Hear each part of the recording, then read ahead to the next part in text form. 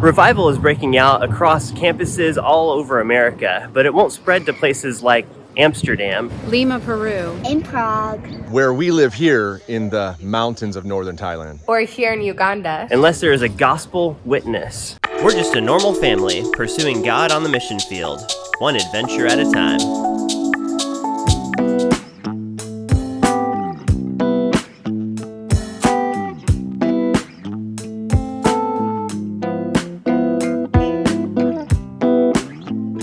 No, I didn't move to Holland. I'm actually flying back to Uganda tomorrow.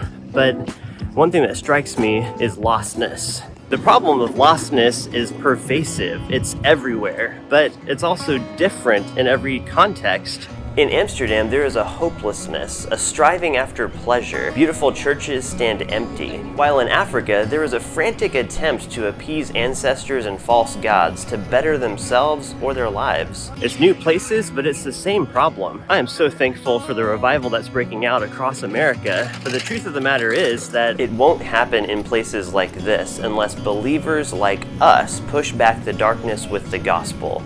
We have to go. I'm sure you guys know the story, but when Abraham was called to sacrifice Isaac, he left his servants with the donkeys and then climbed that mountain and experienced God's provision in a way that he never would have seen. He experienced God's grace and goodness. The servants no doubt heard the story. I mean, they would have come off that mountain excited to tell people what God had done. They would have only had understood that intellectually, not experientially. And that's the way that God wants to bring us into relationship with him. It's not intellectual understanding of who he is and his goodness. It's experiential, knowing him for his goodness, knowing the things he's doing because you're a part of it. The question is, will you let God use you? Maybe you would be the one to start the revival in other parts of the world. Don't stick with the donkeys when you can experience God.